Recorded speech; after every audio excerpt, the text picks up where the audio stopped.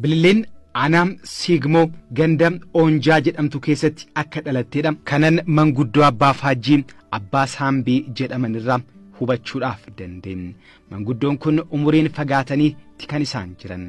Kanaan alattis firam Mahbubaam yookaan Bililleetiin.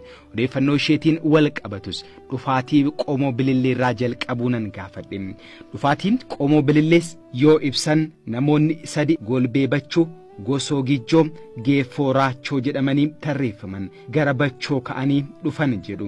Jara kana keessaas immoo Golbeen namni jedhamu naannoo ganda Oonjaa bakka Dubbaa jedhamu qabatee taa'ee mana ijaarratee ilmaan afur maqaan isaanii Araddoo Golbee, Galatoo Golbee, Baalee Golbee akkasumas Qaalloo Golbee jedhaman argachuudhaaf akka danda'e manguddoo abbaa Faajjii abbaa Saambiin natti himanii jiru. Kana keessaas ilmi quxisuun inni Qaalloo Golbee jedhamu ilma maqaan isaa Sannaa Qaalloo jedhamu argate jedhan. Sana booda namtichi sun guddatee gaa'ilaaf qaqqabee fuudhee ijoollee dhiiraa afurii fi durba lama waliigala ilmaan ja'a horate.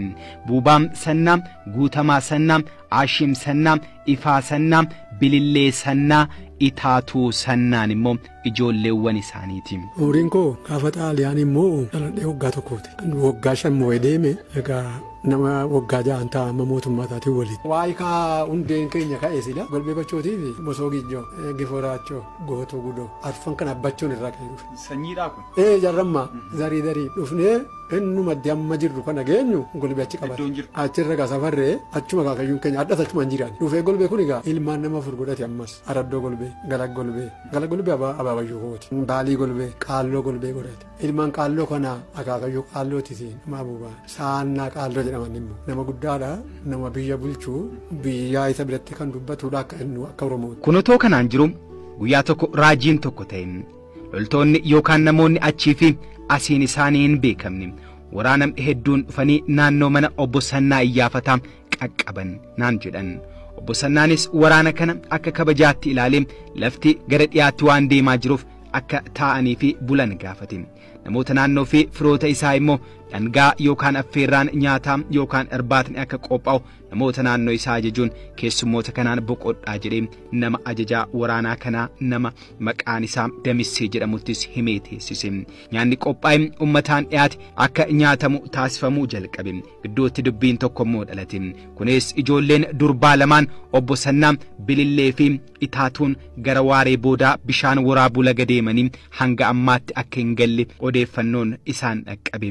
Ijoolleen kun immoo loltoota yookaan waraana kanaan fudhatamuu hin oolan jedhamanii waan shakkamaniif obbo Sannaan ajajaa waraanaa kanaan loltoonni kee meeqaa jedhanii gaafatan.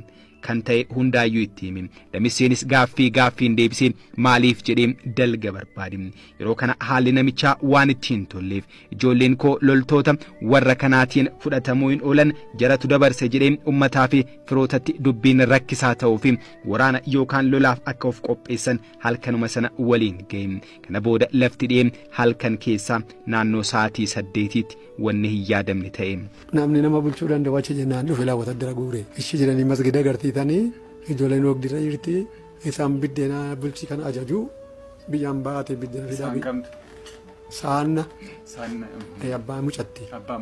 Biyya ajajatee irbaata fidee maaddii tarraa urraatti wata dargee meeqaa biddeena amma ga'ulisanii ol kennaa. Sanna tokkas jedhe. Eenyuun jedhaara? Damuseedha. Waan waraanaati yoo. Damuseen eenyuudhanni? Sidaama. Hamborraa dhufe. Daangaa darbee dhufe. Hamborraa dhufe daangaa deemsa waan jala jalaa dhufe maal beekna gaa kan daawwannaa nama daawwatamu kanaafu. Kanaan dhufe. Sanna bira dhufe. Sanna yeroo sana naannoo sana bulchaa ture? Jaarta biyyaa. Achumaan immoo nama masgiida qabu ni kan golgoof ofii bula malee masgiida qubaattiin qabu kan keessummaan bulu. Keessumaa bulchuusa kan danda'a jedhee namni agartiin naan dhaqna bulchaa jedhee ishee jedhanii taqabbalanii wata darikuu waan nyaatu hin qabu gaanii kan irbaata koo diwaannaa hojjetama. Biyya irraa waame immoo biyya fidaa jedhanii biyya ajajatan. Biyyi irbaata kana guuree fidee. Sannatu ajaje. Ijoolleetti dhaban. Inni isaan gaafa. Sanna eenyu jedhama? Saannaa Qaalloo jedhaayi. Sanna Qaalloo.